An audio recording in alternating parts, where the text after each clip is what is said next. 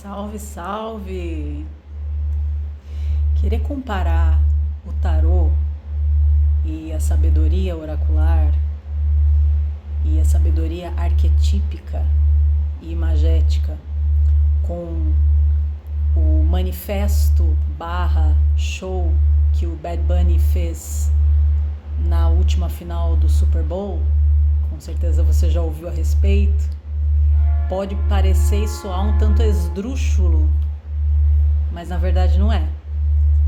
E não é pelo seguinte: quando você vê um espetáculo, vou chamar assim, não só como esse, mas esse, convenhamos que ele tem um peso e uma medida muito diferente, né? Principalmente para nós latinos.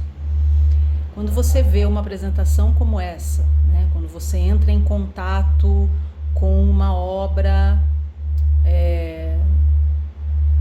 visual, né? De impacto de alguma forma. E aqui, claro, que a gente está falando de uma escala global gigantesca, né?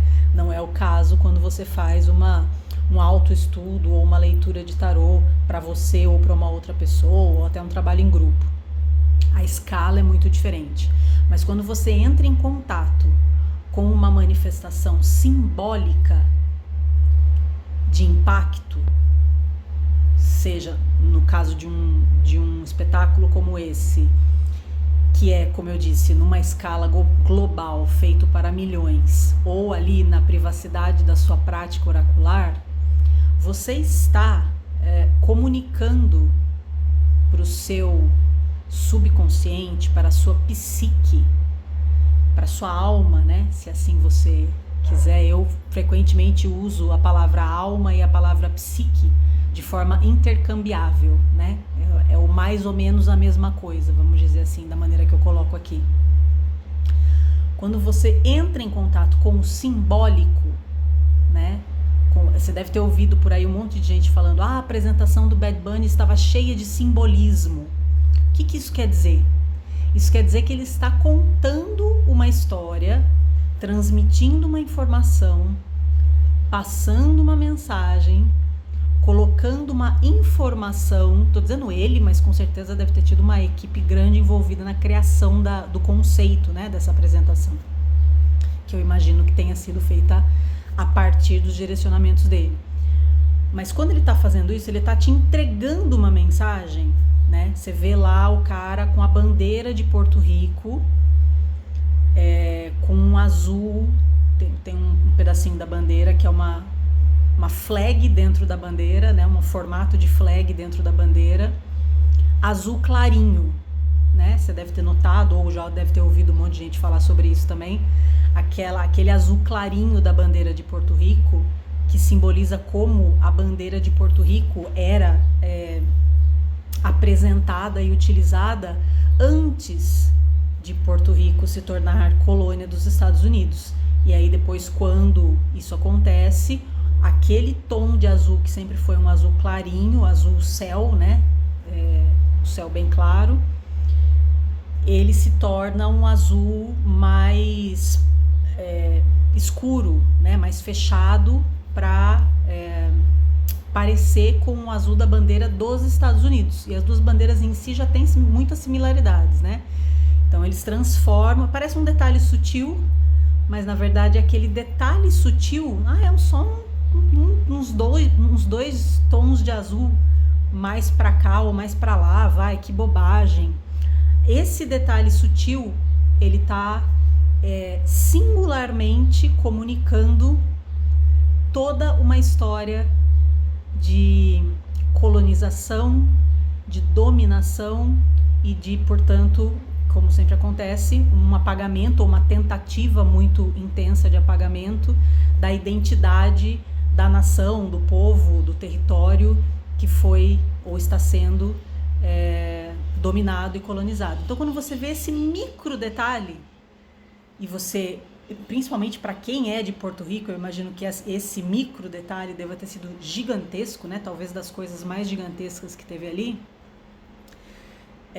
Pra gente brasileiro não salta tanto assim, porque não é a nossa história pessoal, né? Mas você imagina, por exemplo, se a bandeira do Brasil aquele verdão palmeira, né, da bandeira do Brasil, ele fosse substituído numa situação de colonização hoje em dia, não que o Brasil já não venha, né, dessa história, mas hoje em dia que essa bandeira já é usada para representar o Brasil, por um tom de verde mais clarinho, porque isso se aproxima mais de comunicar, né, para nós que somos brasileiros e para quem olha de fora, que ó, esse território aqui, essa nação aqui, nos pertence.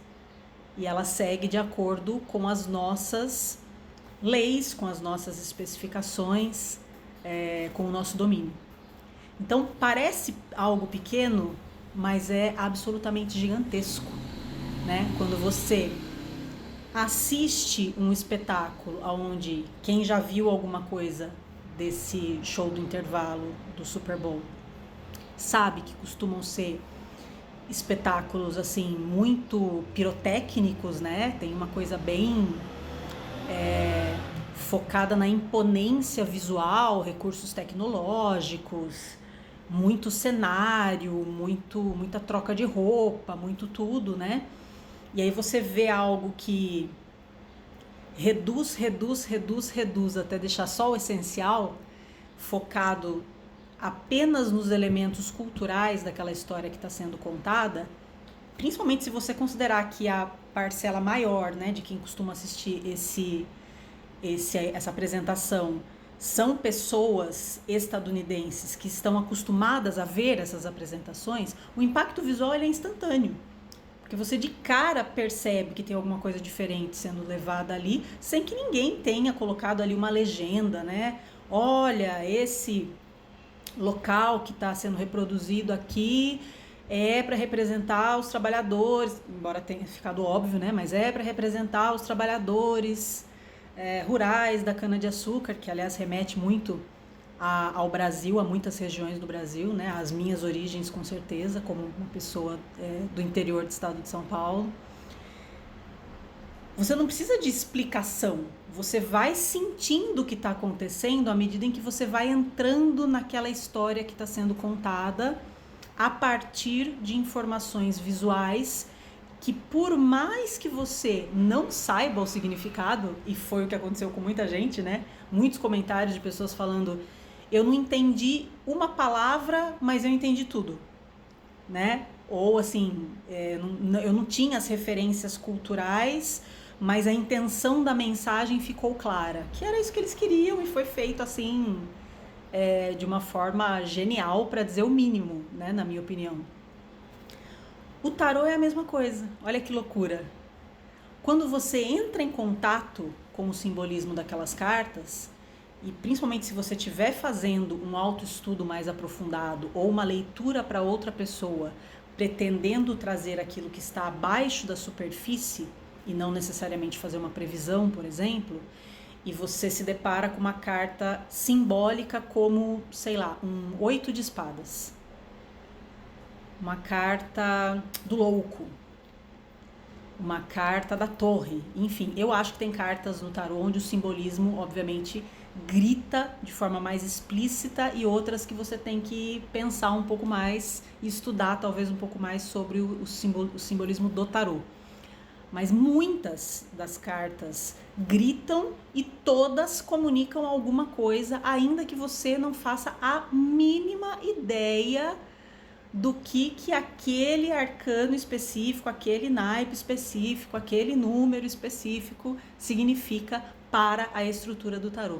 Então você, quando entra em contato com as cartas do tarô, se você for fazer um uso pessoal delas e decidir aprender sobre o tarô, para seu uso pessoal, não, mas eu não quero ser taróloga, não tenho nada a ver com isso, não, mas para seu uso pessoal, para o uso pessoal do seu autoconhecimento, quando você se expõe àquelas informações que são seculares, a sua alma está recebendo uma informação e uma mensagem que você vai aos poucos decodificando e de forma muito sutil, é como se aquilo fosse despregando do seu subconsciente e emergindo para a consciência sem que você até mesmo se dê conta do que está acontecendo.